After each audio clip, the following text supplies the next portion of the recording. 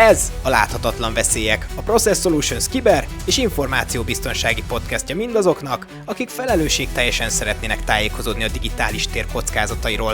Valós példák, szakértői elemzések és közérthető magyarázatok, mert küldetésünk, hogy a kiberbiztonság kérdéseit ne csak szakmai döntéshozókhoz, hanem minden érintetthez közelebb vigyük.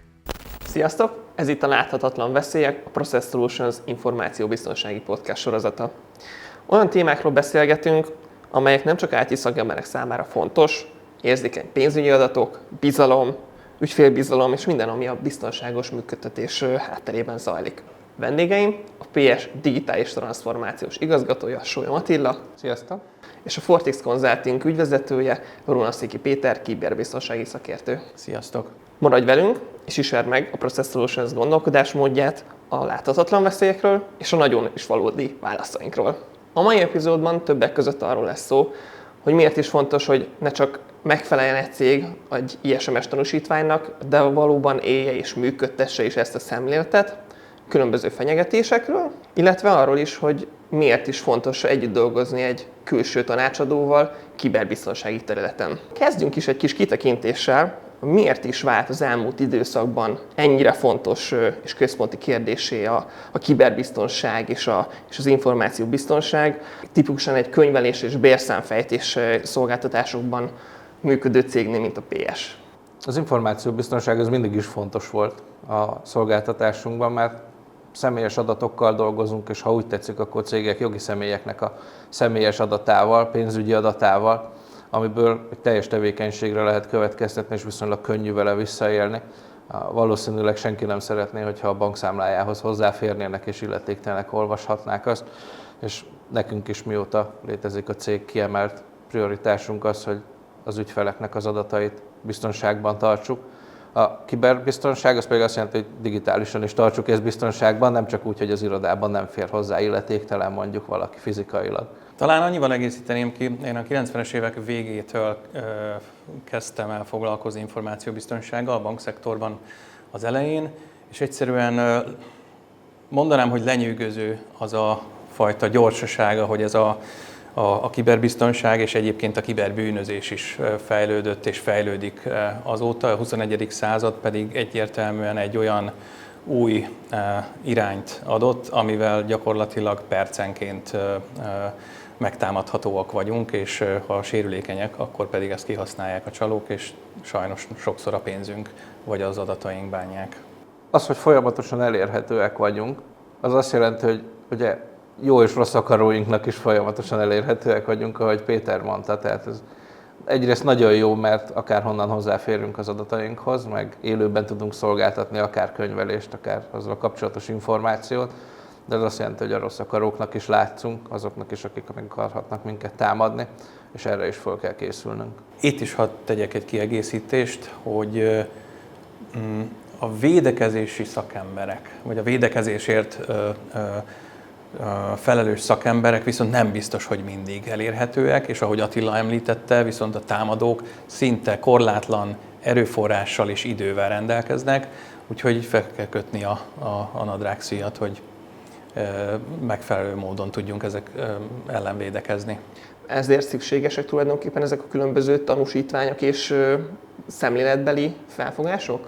Én azt gondolom, hogy önmagában nem a tanúsítványok szükségesek, hanem az irányítási keretrendszer, szabályrendszer és kontrollkörnyezet, amit adnak, például az ISO 27001, ahogy ugye a Procinál 2012 óta működtetünk ilyet, és ez egy nemzetközi információbiztonságról szóló ugye, irányítási rendszer, és megadja mindazt a támogatást, amit egyébként a Proci is val magának, hogy a folyamatos fejlesztés az információbiztonságban is.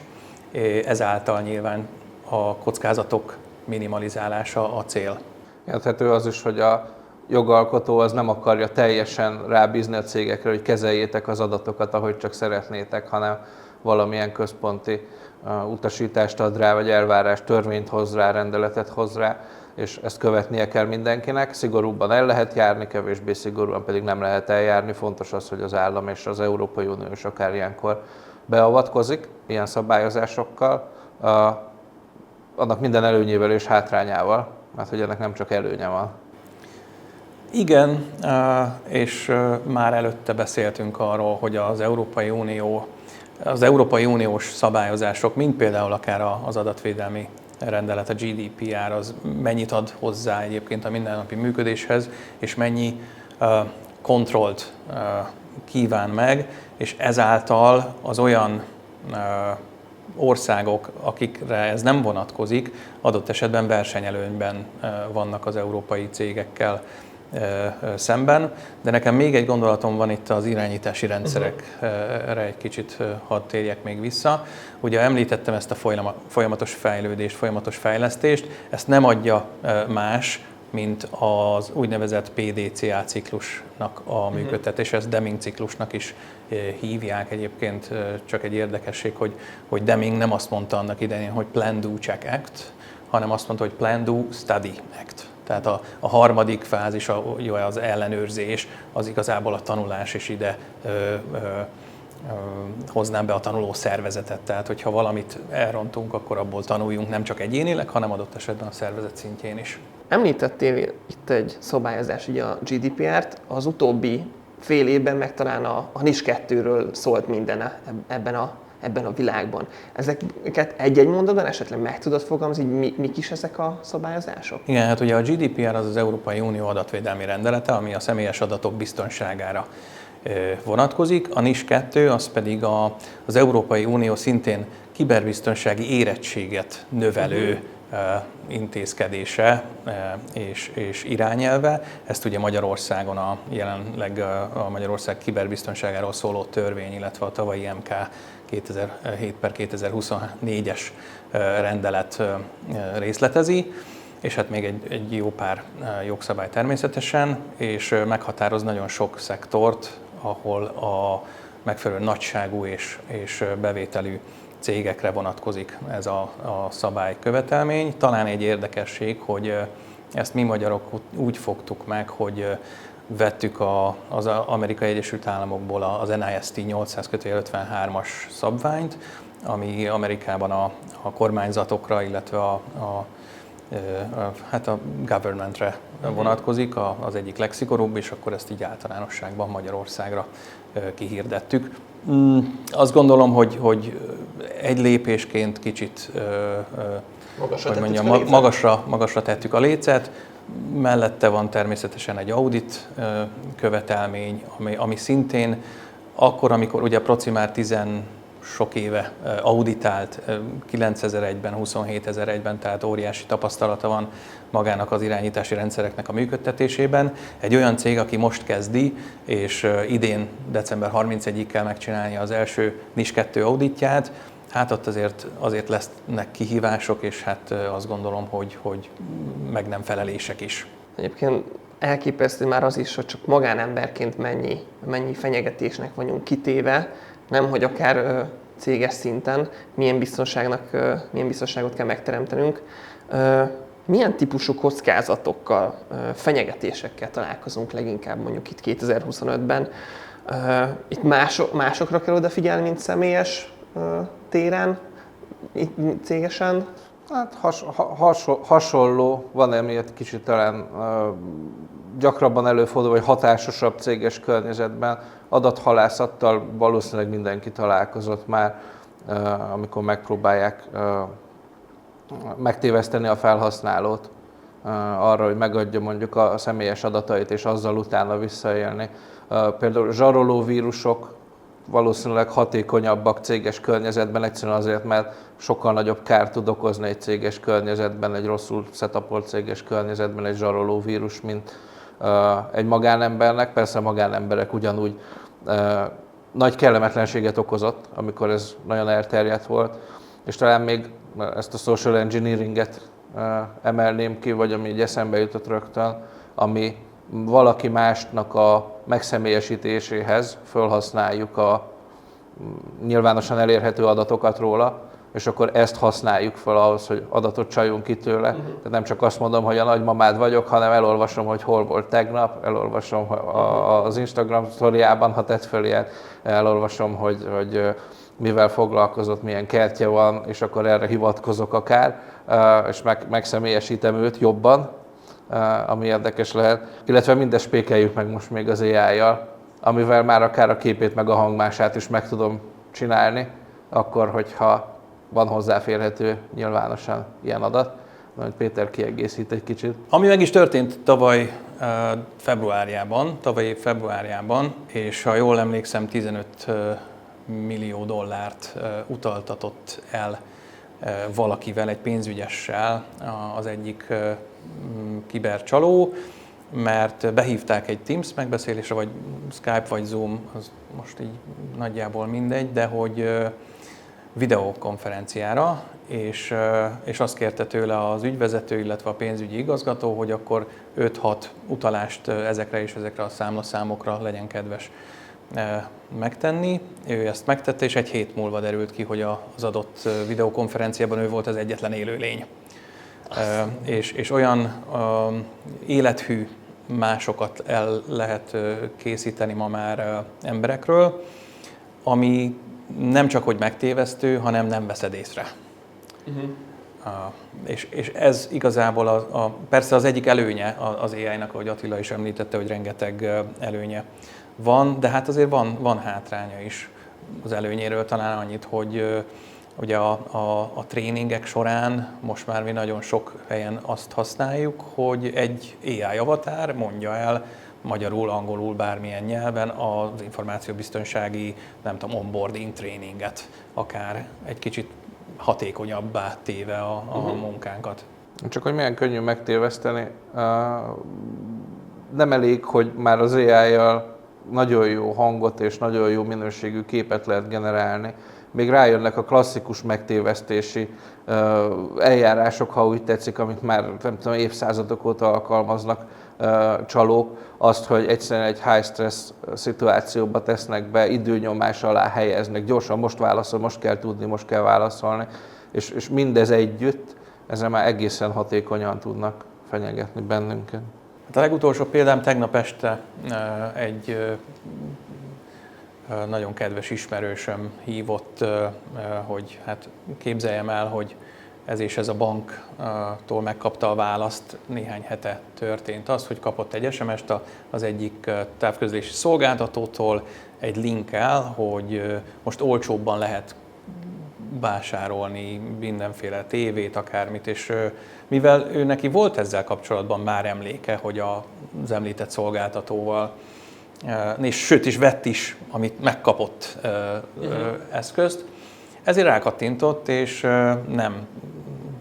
Fura volt neki, hogy meg kellett adni illetve hát megadta nyilván a kártyaadatait, bankkártyaadatait. Az volt neki furcsa, hogy el kellett küldenie egy SMS-re a banktól kapott kódot, ugye? Tehát, és ezzel tette magát gyakorlatilag felelőssé ebben az ügyben, és hát egy céges számláról több százezer forintot pillanatok alatt levittek tőle. Ilyen esetben egyébként nagyon kevés annak az esélye, hogy ezt a bank visszakapja, hiszen bizonyítható az, hogy ő tette azt a lépést meg, hogy megadta a bankszámla számát, illetve a bankkártya adatait. Zárójelben teszem hozzá, hogy egyébként a bankoknak kötelessége lenne a gyanús tranzakciókat blokkolni, illetve utólag kiszúrni, vagy kiszűrni.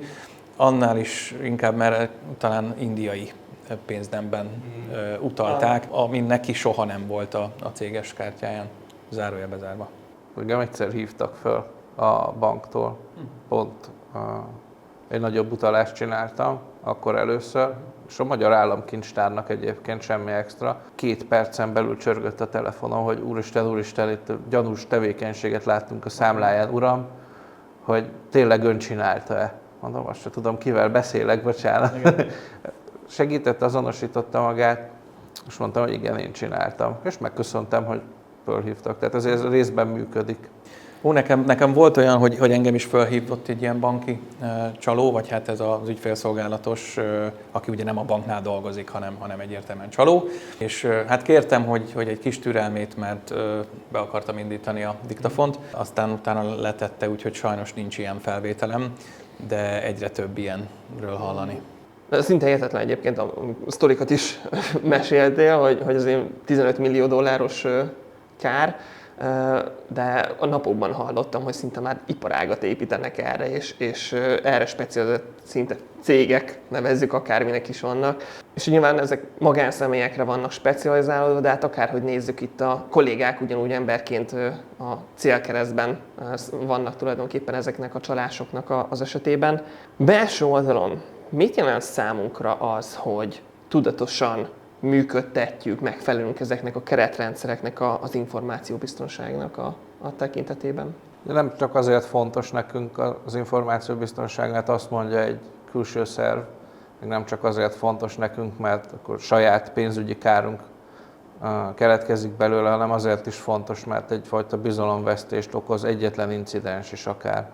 És onnantól kezdve az sokkal nehezebb visszaépíteni, ezért mióta itt dolgozom előtte és mióta ismerem a céget, komoly szerepvállalása van abban, hogy a megfelelő biztonságot fenntartsuk. Mivel megpróbálok pár példát mondani, és hogy Péter segít nekem, hogy pontosan miről van szó. Mert hogy amikor szoftvert fejlesztünk, akkor például a megfelelő szerepkörök beállítása nagyon fontos. Csak ahhoz férjen hozzá az ember, amihez tényleg hozzá kell férnie, és ez azért meg tudja nehezíteni a fejlesztést, és költségeket tud hozzátenni. Hiszen mennyivel egyszerűbb, hogyha azt csinálsz, amit akarsz, bízunk benned, csak nem lesz baj. Nem. Tehát, hogy nem engedhetjük meg magunknak ezt, akármennyivel is kényelmesebb lenne. És fontos a képzés persze, nem csak a fejlesztő szakembereknek, hanem mindenkinek, hiszen a legegyszerűbb úgy válaszolni ezekre a fenyegetésekre, hogyha elkerüljük őket, akkor nem kell reagálni rá, hogy nem kell azzal foglalkozni, hogy minimalizáljuk a hatását.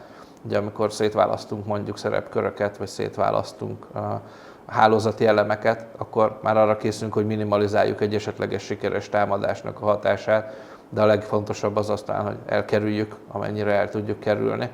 100% biztonság nincs, hogy Péter remélem megerősít benne, de megpróbáljuk megtenni a legtöbbet. Igen, 100% biztonság nincs, és a biztonságos fejlesztésről még lehet, hogy beszélgetünk, de egy nagyon fontos szót említettél, Attila, ez pedig a bizalom, illetve a bizalomvesztés. De ha már itt arról is volt szó, hogy kiberbűnözés, és mennyire fontos, vagy mekkora üzlet ez, illetve hogy ez már egy iparág. Ezt abban tudom megerősíteni, hogy ez most már állítólag már évek óta többet, tehát nagyobb üzlet idézőjelben mondom, mint a drog és a lánykereskedelem. De azt is képzeljük el, hogy külön ügyfélszolgálatokat üzemeltetnek ezek a bűnözők, kiberbűnözők, és már olyat is hallottam, sőt, hát van rá bizonyíték is, hogy már ransomware ez a service is működik. Tehát, hogy gyakorlatilag zsaroló vírust te tudsz bérelni. Tehát nem kell neked nem kell megírni, gyakorlatilag a kódot meg tudod vásárolni, mint egy sima sas. Tehát, hogy egy ilyen szolgáltatásként. Elég érdekes, és ez egy biztonsági...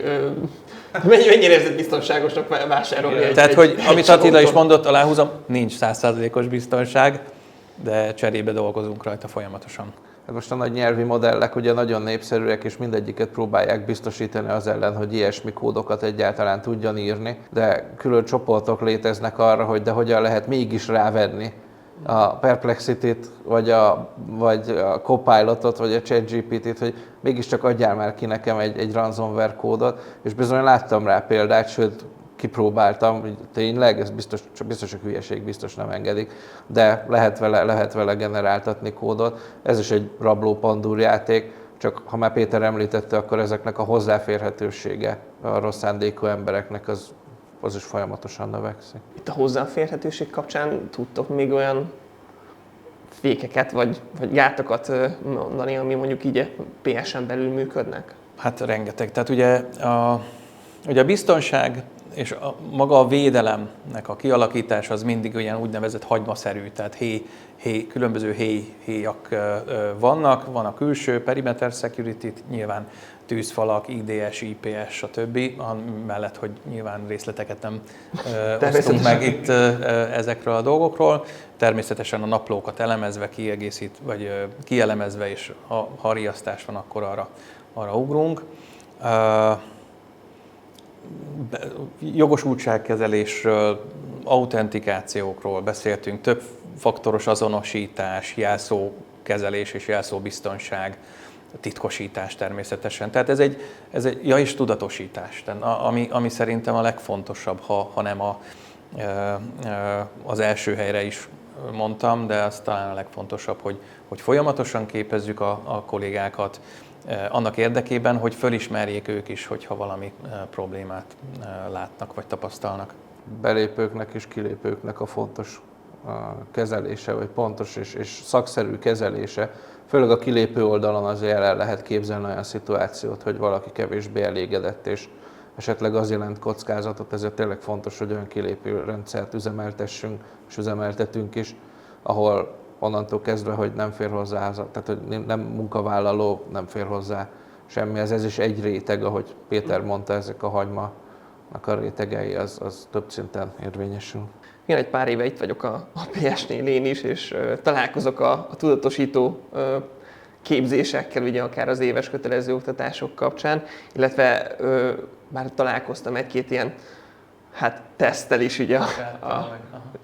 Igen, tehát hogy volt ilyen is, ami gyanús volt, hogy teszt, de természetesen belefuthatunk éles helyzetekbe. Attila, az utóbbi pár évben rengeteg, több száz fejlesztésekkel, kisebbekkel, nagyobbakban optimalizáltad úgymond a csapatoknak a munkáját. Az, hogy ez a folyamatos digitalizáció a mindennapunk részévé vált, ez nyilván új típusú kockázatokat is hozott magával. Erre hogy tudtok felkészülni, és hogyan kezelitek ezeket? A csapatom optimalizálta, én csak segítek nekik.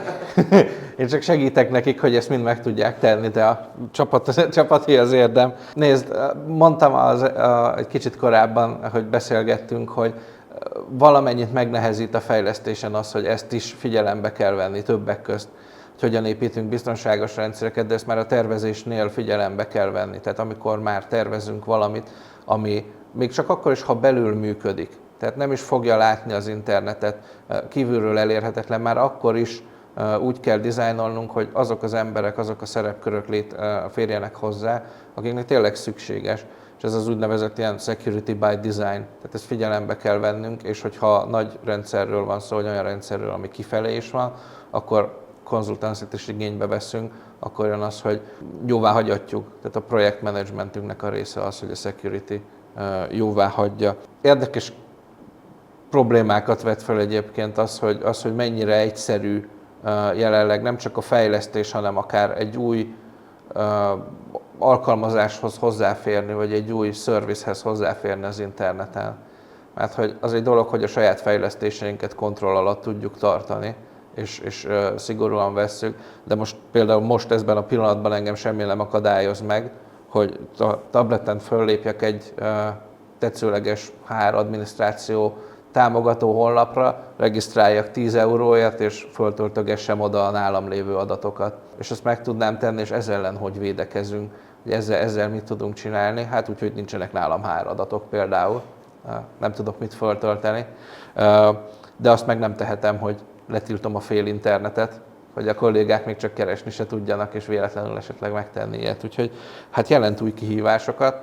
Ez egy rabló pandúr játék, mindig remélhetőleg mi nyerünk. Azt tenném még hozzá, hogy ez egy folyamatos kommunikáció, iteráció, amit Attila is említett, hogy és ráadásul együtt kell dolgozzunk az IT-val is, tehát a IT kiszolgáló személyzettel, mert ugye ők rakják majd élesbe, ők fogják működtetni, stb. És hát nyilvánvalóan mindenféle biztonsági elvárást az elején bele kell építeni, és utána azt le kell kontrollálni élesbe tétel előtt, ahogy Attila említette. De amit még szeretnék kiemelni az az, hogy én azt hiszem és vallom, hogy az információbiztonság az az nem egy kényelmetlenség, hanem én tényleg azt hiszem, hogy ez egy business enabler. Tehát mindenképpen azt gondolom, hogy versenyelőny, akár a procinak, és egyébként meg kell látni benne azt, hogy igen, mi egy ilyen területtel foglalkozunk. Tehát ez egy nagyon, hogy mondjam, heavy adatvédelmi szempontból és információbiztonsági szempontból, ezért teszünk is érte. A PS-nél egy jól átgondolt információbiztonsági rendszer van, és működik, például ugye 27001-es, ISO 27001-es tanúsítvánnyal. Péter, tudnál arra egy kis betekintést adni, hogy hogyan épül fel nálunk ez a védelem, és mi is adja ennek az erejét? A kulcsa szerintem itt a rendszeresség, és az a struktúra, az a PDC, amit az elején említettem, mert gyakorlatilag az támogatja ezt a folyamatos fejlődést, amit most már harmadszor mondok ebben a podcastban, de hiszem, hogy ez az alapja mindennek. Tehát, hogyha én valamivel foglalkozom minden nap, vagy minden másnap, akkor holnap jobb leszek, mint tegnap voltam. És ennek mentén tudjuk építeni folyamatosan az információbiztonságot, és fenntartani, illetve működtetni a kockázatoknak a minimalizálásával, ugye az információs vagyonelemek megvédésével természetesen, hiszen ez az elsődleges cél, és a rendszeres auditok, amik még szintén ide tartoznak. Ez lehet belső-külső, és a külsőt is gyakorlatilag ketté bontanám: a normál tanúsító audit, ami ugye évente van tanúsító, aztán felülvizsgálati, újra tanúsító 3 éves ciklus, a lehetséges ügyfelek előauditjai, ha úgy tetszik, és a jelenlegi ügyfelek rendszeres auditjai. Május elején egyébként megyünk is ki Romániában egy hasonló ügyfélauditot támogatni. Tehát ez gyakorlatilag meghatározza azt, hogy nem állhatunk le, nem is akarunk, de nincs rá mód és lehetőség, mert egyébként valaki mindig kérdez valamit. Amire természetesen megvannak a válaszok, csak azért feladatot ad nyilvánvalóan. Azt gondolom, hogy igen, erre jó is, hogy ti itt vagytok és válaszoltok helyettünk, mert azt gondolom, hogy mégis talán könyvelés és bérszámfejtéssel foglalkozunk. Talán itt jöhet képbe az, hogy miért is dolgozunk a Fortix Consultinggal, hiszen itt azt gondolom, tipikusan az a terület, ahol kell a külső szem. Péter, te hogy látod a közös munka során, hogy miben emelkedik ki a PS a hozzáállását, vagy az érettségét tekintve, vagy az információbiztonság tekintetében? Szerintem kétféle cég létezik. Most így információbiztonsági megközelítést, hogyha kiemelem. Az egyik, akinek a pecsét kell, és most nagyon csúnyán fogalmazok, a másik pedig, aki elkötelezett, és azért csinálja, mert rájött arra, hogy nem csak saját magának lesz jó, hanem az ügyfeleinek, az érdekelt feleknek is ebből előnye származik. A proci szerencsére az utóbbiba tartozik, és nekem kiemelendő az a partneri elkötelezettség, de nem is csak a partnerek, hanem igazából minden kolléga, akivel találkozom.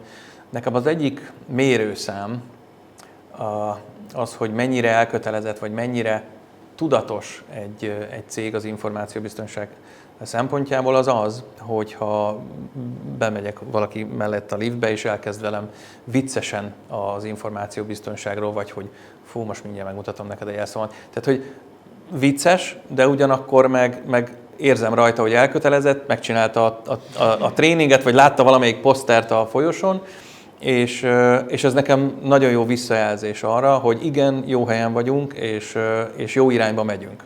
Én még egy dolgot azért csak hozzátennék ehhez az audit témakörhöz, hogy a proci is, mint pénzügyi és bérszámfejtési szolgáltató, hát nap mint nap találkozik auditokkal.